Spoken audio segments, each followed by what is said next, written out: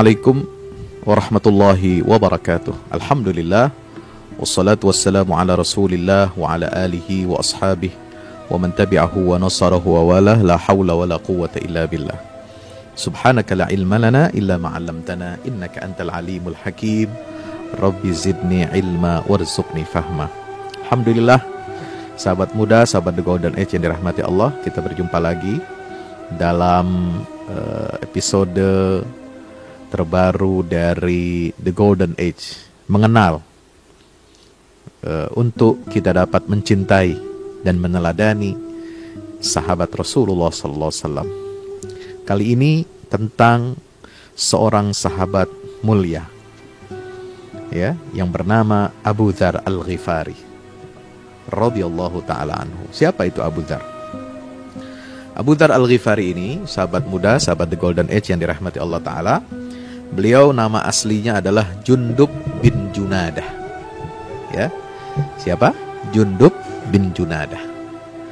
Jundub bin Junadah ini yang sering kita kenal dengan nama Abu Dzar Al-Ghifari itu, ya, beliau ini masuk Islam sudah sangat cukup lama, ya, termasuk generasi Islam yang pertama. Beliau masuk Islam itu ketika periode Makkah, sebelum Nabi hijrah ke Madinah, ya. Beliau mungkin adalah orang keempat atau orang kelima yang masuk Islam. Subhanallah. Jadi disebutkan di sini dalam biografi beliau yang ditulis oleh Saleh Asy-Syami dalam kitab Mawa'izus Sahabah, disebutkan dia adalah Rabi'u arba'atin au khamisu khamsatin. Ya, beliau ini sahabat orang yang keempat atau orang yang kelima pertama kali masuk Islam. Kemudian beliau kembali pulang ke kampung halamannya, ya, ke tengah-tengah kaumnya. Lalu kemudian hijrah, ya, Rasulullah SAW hijrah ke Madinah. Nah, ketika Nabi hijrah ke Madinah itu, sahabat Abu Dzar Al-Ghifari tidak bersama Rasulullah. Ya, beliau tidak, hijrahnya itu tidak dari Makkah, tapi hijrahnya itu dari kampung halamannya. Ya, kapan beliau hijrah sampai ke Madinah? Itu dalam catatan riwayah fahajara ba'dal khandaq. Ya, sahabat Abu Dzar Al-Ghifari hijrah ke Madinah menyusul Rasulullah SAW itu setelah perang Ahzab. Artinya setelah tahun ke-5 Hijriah. Subhanallah. Jadi beliau tidak kita dengar, ya, termasuk sahabat yang disiksa ataupun diintimidasi ketika periode Makkah. Karena setelah beliau masuk Islam, ya, awal-awal itu di Makkah, beliau kembali ke kampung halamannya. Ternyata beliau ini memang bukan orang Quraisy, bukan orang Makkah, ya. Dan kembali ke kampung halamannya. Mungkin beliau berdakwah, ya, menyampaikan ajaran Islam ke tengah-tengah kaumnya, atau dia memiliki urusan yang tidak bisa ditinggalkan ketika itu sehingga tidak bisa bersama Rasul dan para sahabat.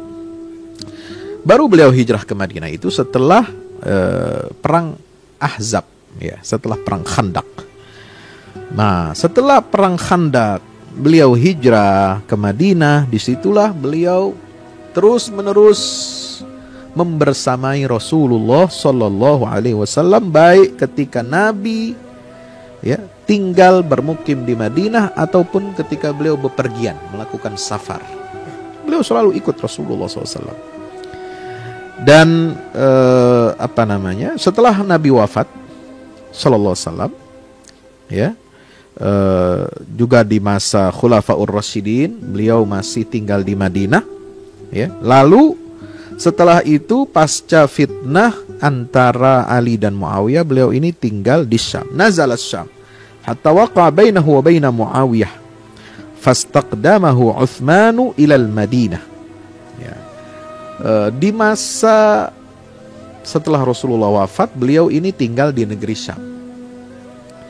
Sehingga pada masa Khulafaur Rasyidin yang ketiga, yaitu Sayyidina Utsman bin Affan, sahabat muda yang dirahmati Allah Ta'ala, ya, Utsman bin Affan ini kan kita tahu dalam sejarah beliau ini mengangkat Muawiyah sebagai gubernur di Syam.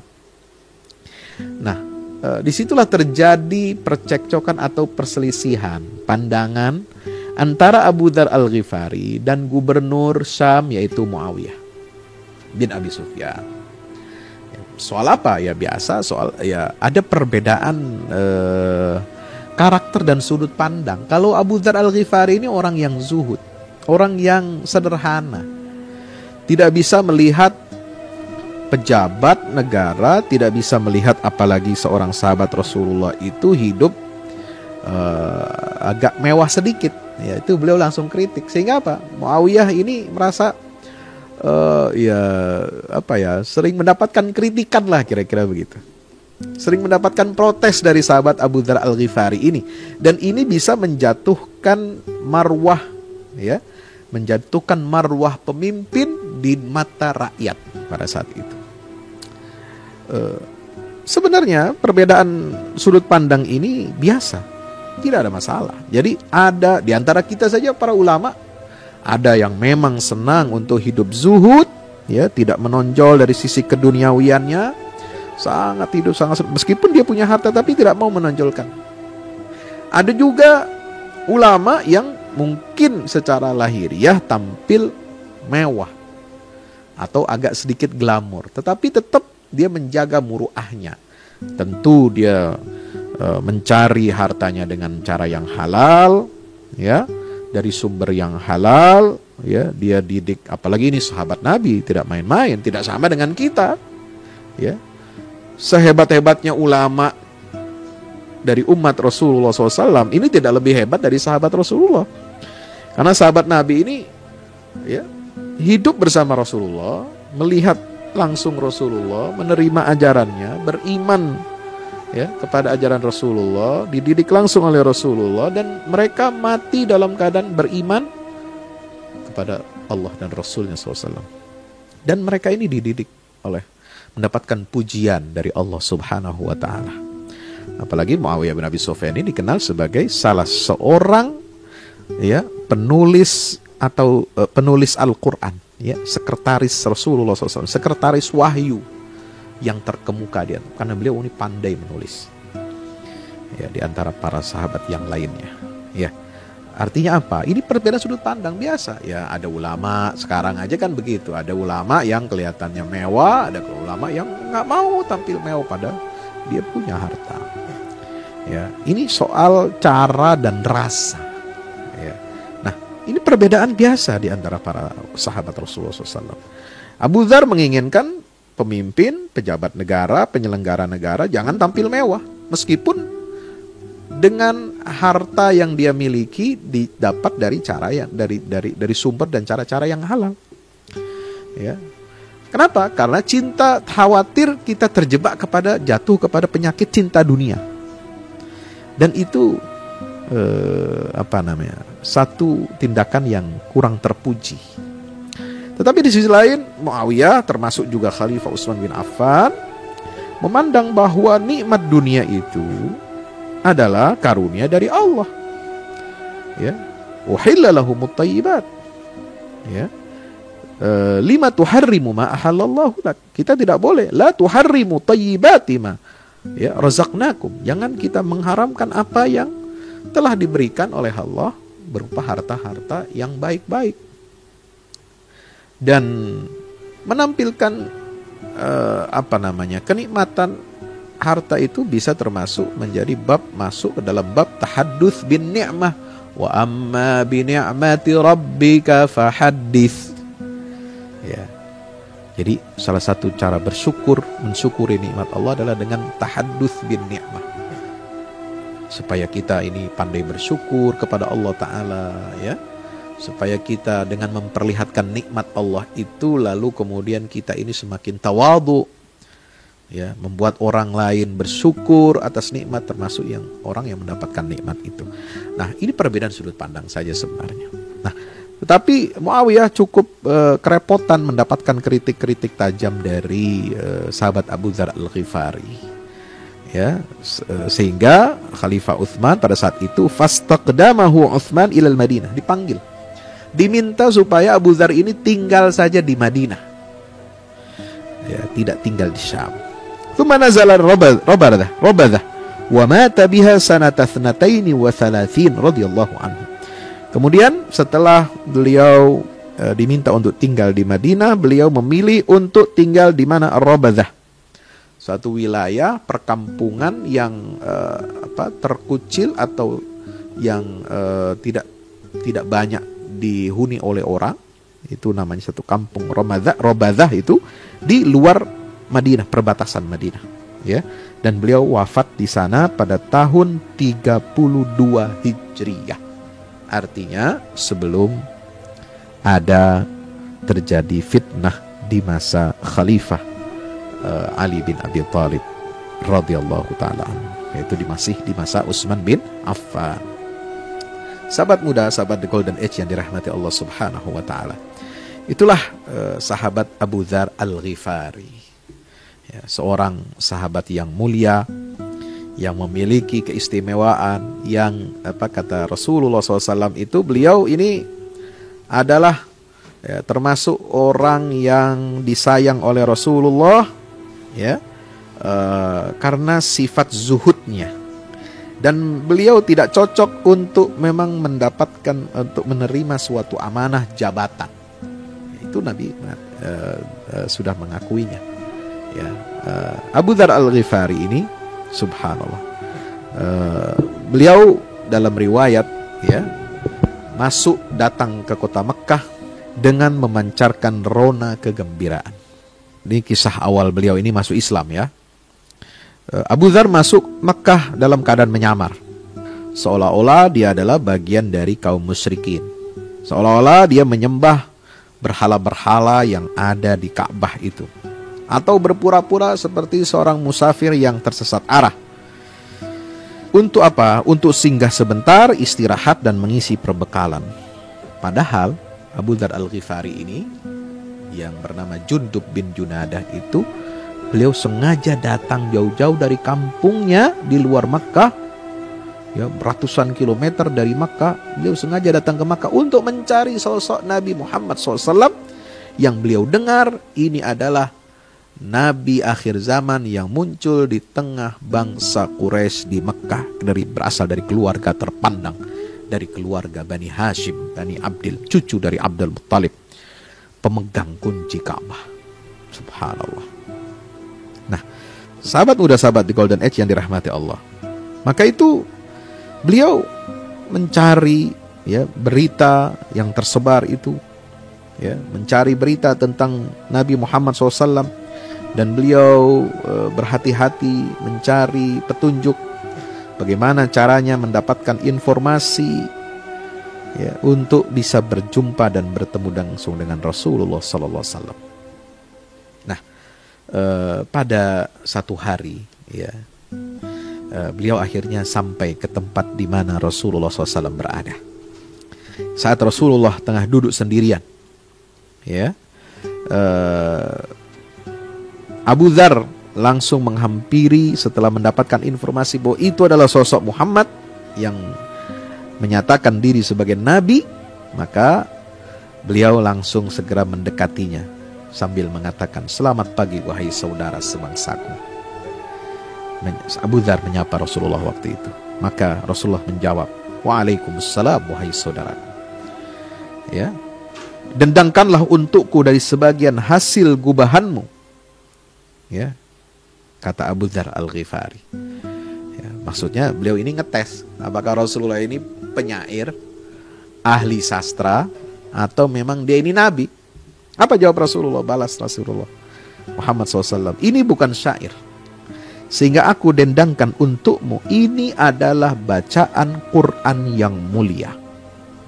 Lalu Rasulullah membacakan Al-Quran, sementara Abu Dzar mendengarkannya dengan khusyuk. Tidak lama, Abu Dzar kemudian berucap suatu ucapan yang menjadi tanda ikatan perjanjian yang berat antara seorang hamba dengan Rabb-nya, penciptanya Jalla Jalaluh. Satu ikatan perjanjian yang sangat berat itu diungkapkan oleh Allah dalam Al-Quran sebagai mitsaqan. Wa idh akhadna minan nabiyyina mitsaqahum wa minka wa min Nuh la tu'minunna bihi wa la tansurunnah. Nah, itu. Jadi seluruh nabi dan rasul sebelum Muhammad SAW, mereka telah diminta oleh Allah Subhanahu wa taala untuk diambil sumpah dan janji setianya. Disebut dengan mitsaq, ikatan janji yang berat. Apakah kalian akan beriman dengan Rasul akhir zaman ini?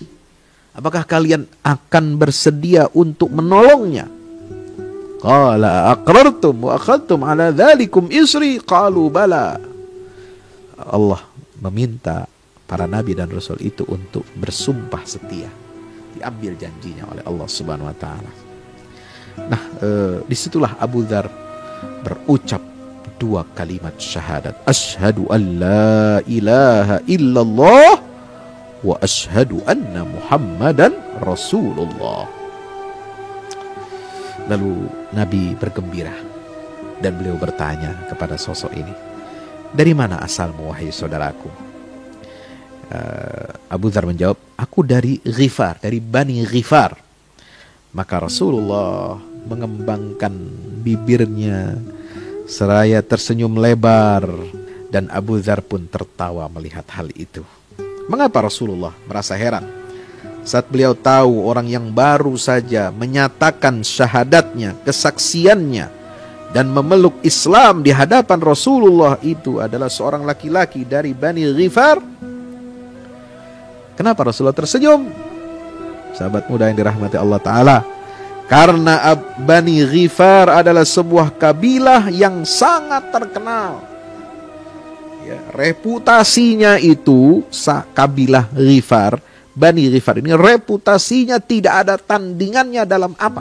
Dalam urusan membegal, merampok kafilah di seantero Jazirah Arabia. Sehingga Rasulullah tersenyum, ya Allah, ini orang dari Bani Ghifar yang dikenal sebagai suku perampok, suku yang suka menjarah dan membegal kafilah-kafilah dagang yang ada di Jazirah Arabia.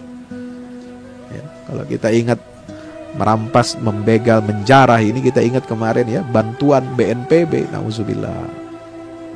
Yang dijarah itu ketika dalam perjalanan menuju apa? Majene, Sulawesi Barat, ketika ada terjadi bencana gempa. Ya, itu bantuan dari Muhammadiyah Disaster Management Center, MDMC. Ya, itu ada berapa? Iring-iringan 15 mobil mungkin, pick up, ya, dijarah di tengah jalan. Nah, ini kan perompak. Ini seharusnya menjadi bantuan logistik ya untuk sahabat-sahabat kita, saudara-saudara kita sebangsa setanah air, seagama bahkan seakidah. Di Sulawesi Barat, di Majene yang tertimpa bencana gempa bumi, malah dijarah. La haula wala quwata illa billah. Ini tindakan yang tidak benar. Apalagi dengan mengangkat senjata, mengancam petugas, mengancam relawan, ya, yang membawa bantuan untuk saudara-saudara kita yang terkena musibah itu dengan mengangkat senjata. Ini kategori hirabah. Innama jazaa'ul ladzina yuharibuna Allah wa rasulahu wa yas'auna fil ardi fasadan ay yuqattalu aw yusallabu aw tuqatta'a aydihim wa arjuluhum min khilafin aw yunfaw minal ard. Berat hukumannya kalau pakai hukum Islam ya. Ini hukuman apa? Sanksi pidana hirabah. Merampas, merampok, membegal dengan senjata.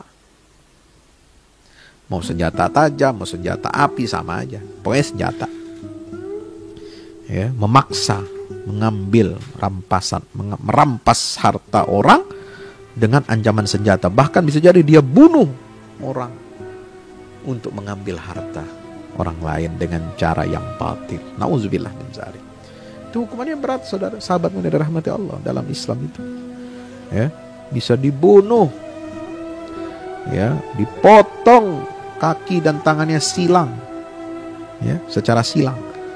ya, atau disalib, atau bisa juga sampai diasingkan, ya, dikucilkan, ditinggal sampai mati di tempat yang terkucil, gak ada air dan tidak ada sumber kehidupan. Nauzubillah min dzalik.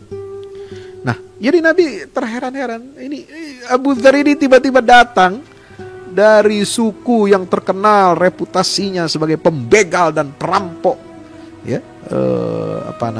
profesional di Jazirah Arab, ya, tiba-tiba masuk Islam setelah mendengarkan bacaan Al-Quran dari mulut Rasulullah Sallallahu Alaihi Wasallam. Ya, maka beliau kemudian, itulah, ya, kisah keislamannya Abu Dzar Al-Ghifari radhiyallahu taala anhu. Apa kata Abu Dzar? Nabi Muhammad SAW mengangkat wajahku dan menatapnya penuh selidik dan takjub. Setelah tahu aku dari Bani Ghifar, lalu berkata, sungguhnya Allah akan memberikan hidayah kepada siapapun yang dikehendakinya. Ini rahasia Allah. Hidayah itu adalah rahasia Allah. Yahdillahu man yasha wa yudhillullahu man yasha. Allah memberi hidayah kepada siapa yang Dia kehendaki, dan Allah menyesatkan siapa yang Dia kehendaki. Allah tidak pilih-pilih suku. Meskipun suku itu terkenal sebagai penjahat, sangat banyak melakukan tindakan kriminal, tapi kalau Allah sudah memberikan hidayahnya, tidak ada yang dapat mencegah orang itu dari hidayah Allah. Sebaliknya, meskipun dia adalah anak seorang nabi seperti Kan'an, putra Nabi Nuh, tapi kalau Allah tidak meridhai, tidak merestuinya mendapatkan hidayah, dia tidak akan mendapatkan hidayah. Meskipun dia paman Rasulullah sebagaimana Abu Talib yang membela Rasulullah SAW, tapi sampai matinya dia tidak mau berucap 2 kalimat syahadat karena takut reputasinya di tengah kaum musyrikin Quraisy itu, ya, takut ada resiko ini dan sebagainya.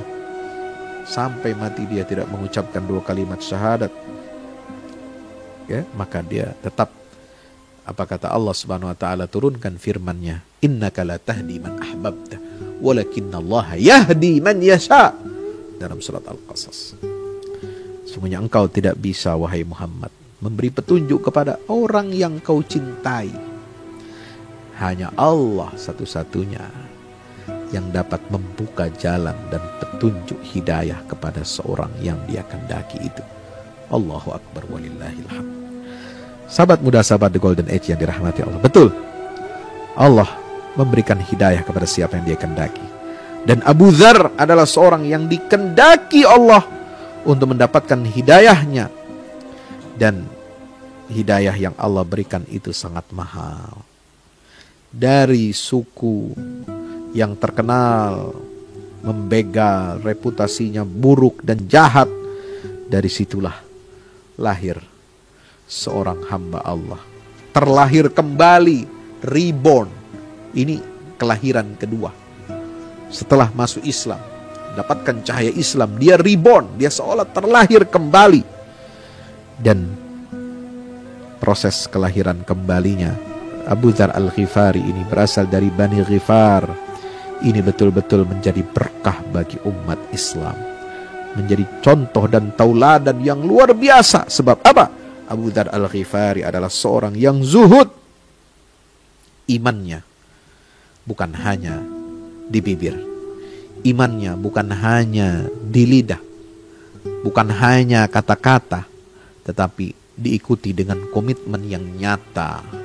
Ketika dia tundukkan seluruh tindak tanduk perilakunya, ucapannya, fikirannya, akhlaknya, semua kepada nilai-nilai yang diturunkan oleh Allah dan Rasulullah Sallallahu Alaihi Wasallam. Dan ciri Abu Dzar Al-Ghifari ini selain zuhud adalah selalu berterus terang dengan kebenaran. Jundub bin Junadah adalah orang yang bertabiat spontan dan terus terang. Dia nggak ada suka menutup-nutupi, ya, tidak suka mudahana, ya, tidak suka berdiplomasi atau dengan alasan santun, lemah lembut, ya, lalu dakwah ini kritik itu lalu tidak disampaikan dengan secara terus terang apa adanya. Nah, itu ciri Abu Dzar Al-Ghifari. Jadi ini sahabat Nabi itu memberikan contoh yang banyak. Ya, model-modelnya. Ada orang yang ceplas-ceplos, ada yang terus terang, ada yang santun, ya. Dia menyesuaikan sesuai dengan kondisi, dengan cara yang hikmah, mau'izah hasanah dan sebagainya. Tapi ada juga yang subhanallah, seperti seorang ya, pada saat itu beliau ini adalah contoh bagi seorang yang spontanitas dan terus terang dengan kebenaran. Ya. Subhanallah. Ya. Sahabat semua yang dirahmati Allah Subhanahu wa taala. Ya. Setelah beliau masuk Islam, Nabi mewanti-wanti untuk menyembunyikan keimanannya ini. Ya. Dan tidak ada pilihan bagi Abu Dzar kecuali dia menyimpan rapat keimanannya dan membawanya pergi meninggalkan Makkah, kembali menuju kampung halamannya. Dan Allah menciptakan Abu Dzar ini tidak lain untuk menghancurkan kebatilan dimanapun ia berada. Tidak bisa Abu Dzar Al-Ghifari diam terhadap kebatilan. Ya.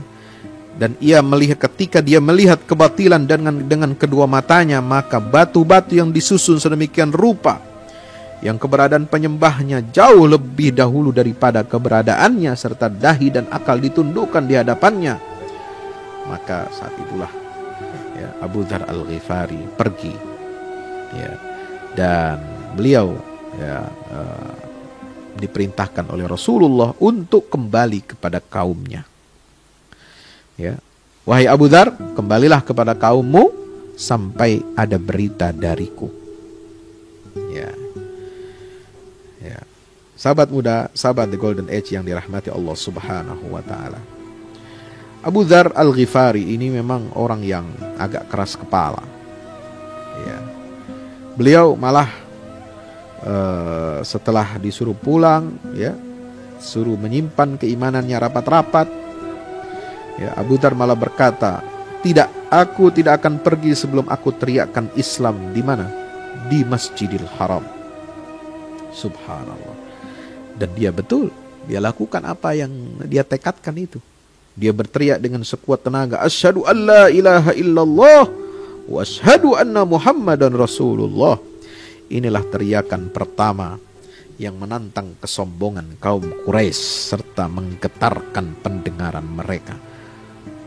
Apalagi orang yang berteriak lantang ini, dengan mendemonstrasikan dua kalimat syahadat ini adalah orang asing yang bukan dari suku Quraisy di Makkah. Dia lakukan itu, dia teriakkan itu di tengah Masjidil Haram, di pelataran Ka'bah yang saat itu masih dipenuhi dengan berhala-berhala sesembahan kaum Quraisy. Subhanallah. Nah, sehingga apa? Ini tentu mengundang kemarahan kaum Quraisy. Mereka merasa harga diri Quraisy ini diinjak-injak. Berani-beraninya ada orang asing berteriak mengucapkan dua kalimat syahadat itu secara lantang di hadapan, atau di tengah-tengah berhala-berhala yang mereka sembah ini. Sehingga kaum musyrikin mengepung Abu Dzar, dan memukulinya sampai dia pingsan jatuh terkapar. Sehingga berita ini sampai kepada Abbas bin Abdul Muttalib, pamanda Rasulullah SAW. Sehingga beliau pun datang, ingin menyelamatkan Abu Dzar, dengan cara yang cerdas. Apa kata Abbas bin Abdul Muttalib? Wahai sekalian kaum Quraisy, kalian adalah pedagang. Jalur kalian pasti melewati perkampungan Bani Ghifar, dan orang ini adalah salah satu dari Bani Ghifar. Kalau terjadi apa-apa kepada orang ini, kalian pukul orang tersebut sampai mati dan kemudian jenazahnya sampai ke kampungnya. Ingatlah, pasti kafilah dagang yang kalian ya, lakukan ini, tidak akan selamat dari pembegalan, dari perusakan dan perampokan Bani Ghifar yang akan balas dendam kepada kalian. Sampai dengan cara seperti itulah paman Rasulullah SAW berhasil menyelamatkan Abu Dzar Al-Ghifari. Kalau enggak beliau omongin begitu, bisa mati nih Abu Dzar. Ya, namanya orang kaum Quraisy ini kan cinta dunia juga, ya. Mereka tidak ingin kafilah dagangnya nanti dibegal, dirampok sama siapa? Sama Bani Ghifar, ya, kaumnya Abu Dzar Al-Ghifari.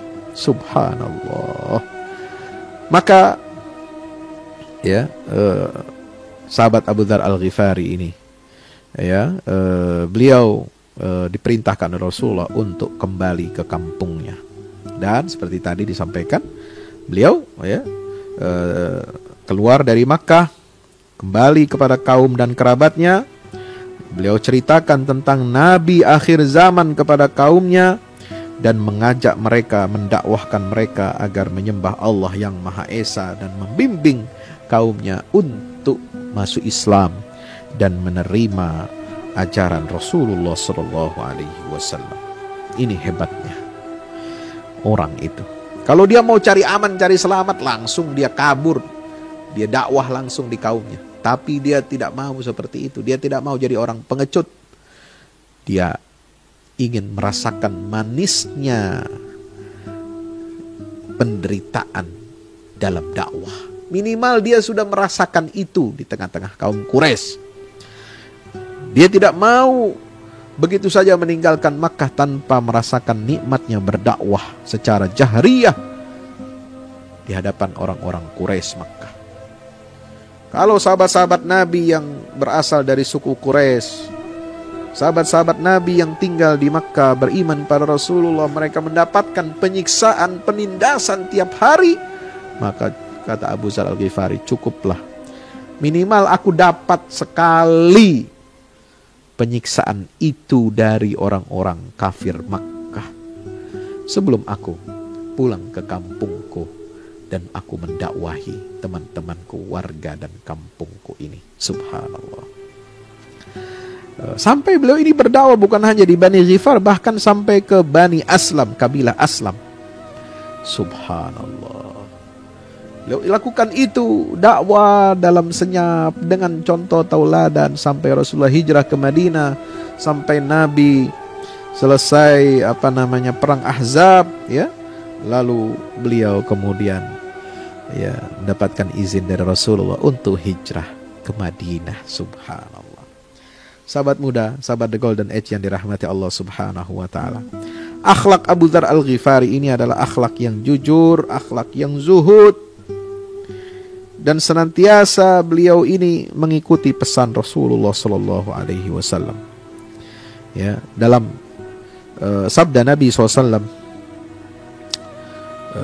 Rasulullah pernah, ya, memuji akhlaknya Abu Dzar Al-Ghifari ini.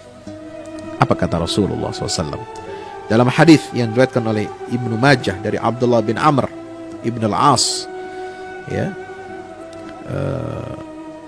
dalam Sahih atau Sunan Ibnu Majah, Rasulullah bersabda, tidak akan pernah lagi dijumpai di seluruh dunia ini orang yang lebih jujur ucapannya daripada Abu Dzar Al-Ghifari. Subhanallah. Ya. Dan karena kemuliaan Abu Dzar sebagai pendakwah di kampungnya di Bani Ghifar, maka Nabi menyatakan kabilah Ghifar telah mendapatkan ampunan dari Allah dan Allah Al-Ghaffar. Dan kabilah Aslam telah mendapatkan keselamatan dari Allah, salam dari Allah Subhanahu wa taala. Kenapa? Karena sosok Abu Dzar sang pendakwah hebat ini. Dia mengislamkan Bani Ghifar dan Bani Aslam, sehingga Bani Ghifar mendapatkan ampunan Allah, maghfirah Allah sesuai dengan kosakata Ghifar, ghafara yaghfiru, dan Bani Aslam mendapatkan keselamatan, kesejahteraan dari Allah sebagaimana akar kata dari aslama yuslimu, Bani Aslam sama dengan kalimat Islam itu sendiri. Subhanallah. Itu doa Rasulullah sallallahu alaihi wasallam yang diriwayatkan oleh Imam Bukhari dan Imam Muslim. Sahabat muda, sahabat The Golden Age yang dirahmati Allah, beliau hidup dengan jujur, hidup dengan kejujuran yang teruji lahir batin. Jujur batinnya, jujur lahirnya, jujur keyakinannya, jujur pula perkataannya. Subhanallah. Ya, ini yang tidak ada tandingannya. Dan Rasulullah melihat dengan mata batinnya yang tajam, yang mana pandangan Rasulullah ini menembus batas-batas gaib, menyingkap misteri yang jauh mengenai keletihan dan penderitaan yang akan dilalui oleh Abu Dzar Al-Ghifari disebabkan kekerasan dan kejujurannya. Dan beliau berpesan kepada Abu Dzar Al-Ghifari untuk sabar dan menempuh hidup, ya, senantiasa memaafkan, toleran, ya, sebagai jalan hidupnya. Maka Nabi SAW berpesan, pernah mengajukan pertanyaan kepada Abu Dzar Al-Ghifari, "Ya Abu Dzar, wahai Abu Dzar, bagaimana pendapatmu bila engkau menjumpai para pembesar yang mengambil fai untuk diri mereka pribadi?"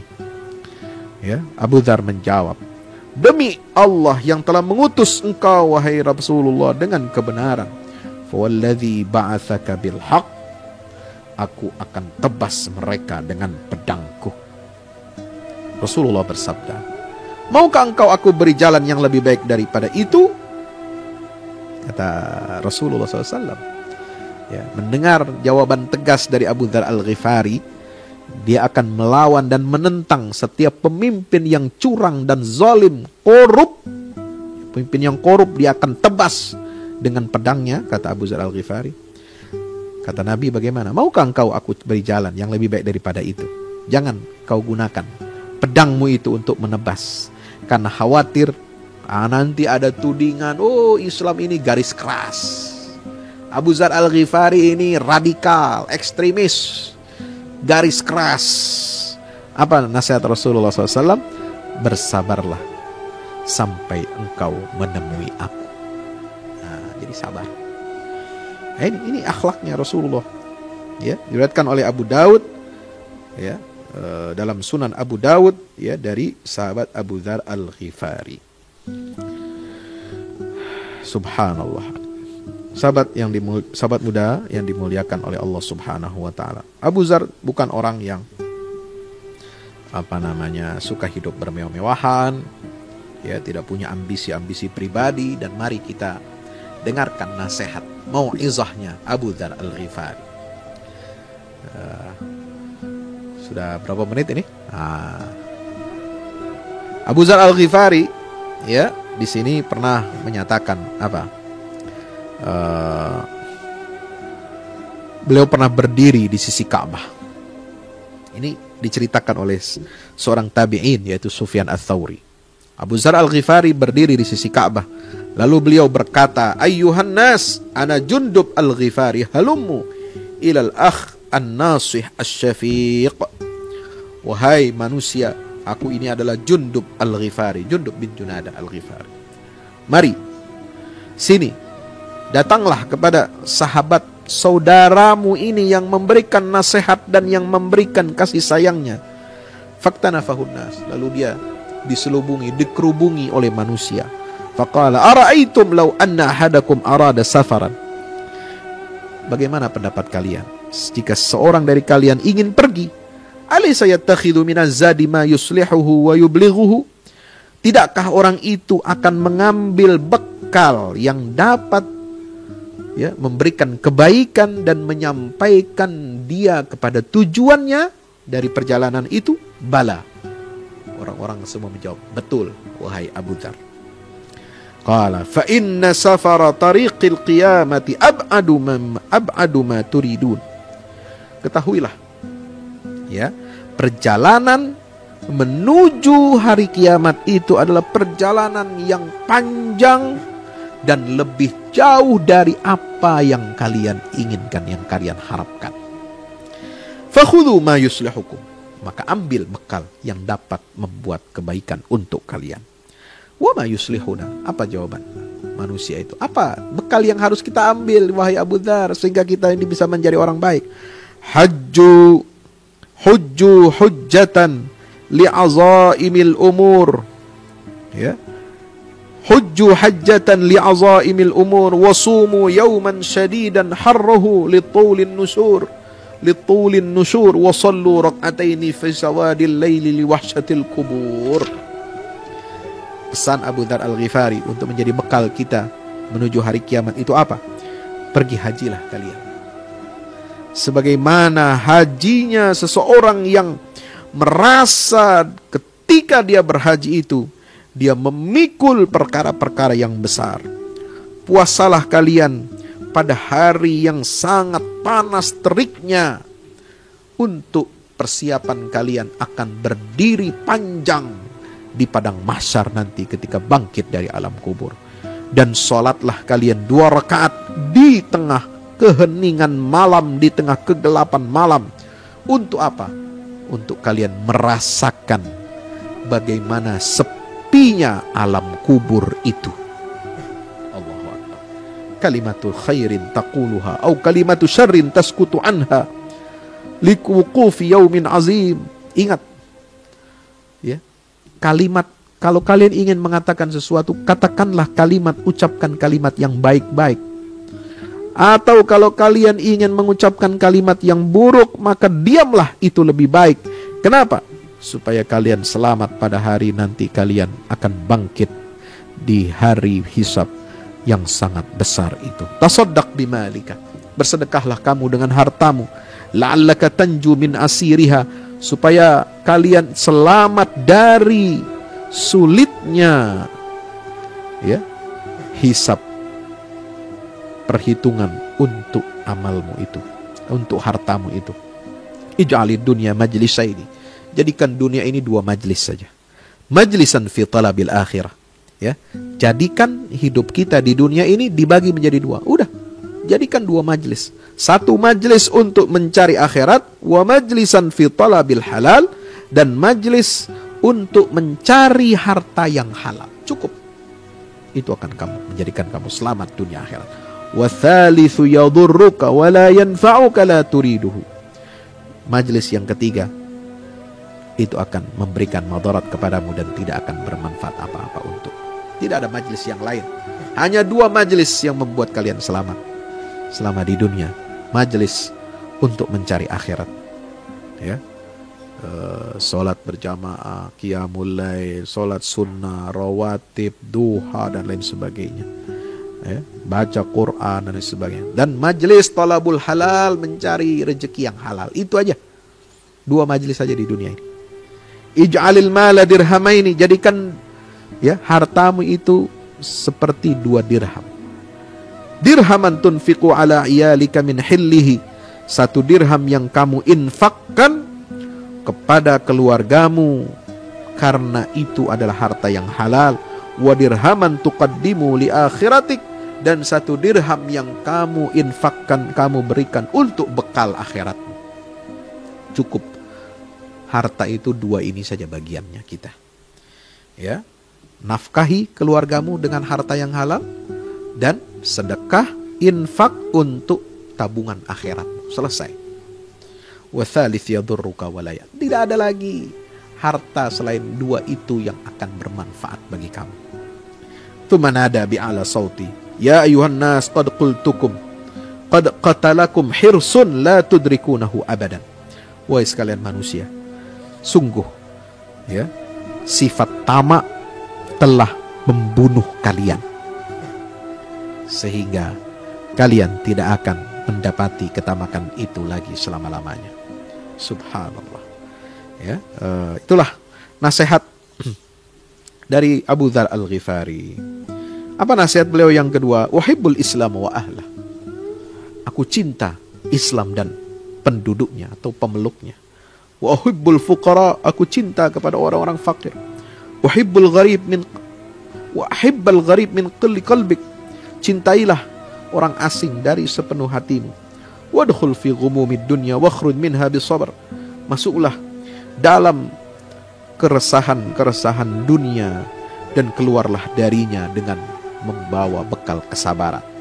Wala ta'man li rajulin ayyakuna ala khairin, dan jangan kalian merasa aman kepada seorang laki-laki yang seolah-olah dia nampak baik, fayarji'u ila syarrin fayamutu bi syarrin, sebab bisa jadi orang itu akan kembali kepada keburukan dan dia mati dalam keadaan buruk. La tai'as min rajulin yakunu ala syarr. Sebaliknya, jangan kalian putus asa dari seorang yang nampaknya dia itu sekarang buruk. Fayarji'u ila khairin, bisa jadi dia nanti akan bertobat, dia akan kembali menjadi orang baik, fayamutu bi khairin, dan dia mati dalam keadaan kebaikan. Wal yaruddaka 'anin nas ma ta'rifu min nafsik, dan hendaklah ya apa yang kamu ketahui tentang dirimu itu yang akan menyebabkan engkau terlempar dari manusia. Sahabat muda, sahabat The Golden Age yang dirahmati Allah Subhanahu wa ta'ala, sendiri, kata beliau, itu lebih baik daripada duduk bersama teman yang jahat. Al-wahdatu khairun minal jalisis su. Ya, lebih baik hidup sendiri daripada berteman dengan teman yang jahat. Wal jalisus salih khairun minal wahdah. Tetapi berteman, duduk bersama orang soleh lebih baik daripada kita hidup sendirian semata wayang saja. Ya, sahabat muda, sahabat The Golden Age yang dirahmati Allah Subhanahu wa ta'ala. Maka itu, ini banyak. Nah, kita lihat lagi bagaimana pesan Abu Dzar, ya, supaya kita hati-hati memandang penguasa. Ya, Abu Dzar berpesan, la taghsha abwabas salatin, jangan kamu masuk, jangan kamu ketuk, jangan kamu berharap pintu-pintunya para sultan, para pemimpin penguasa.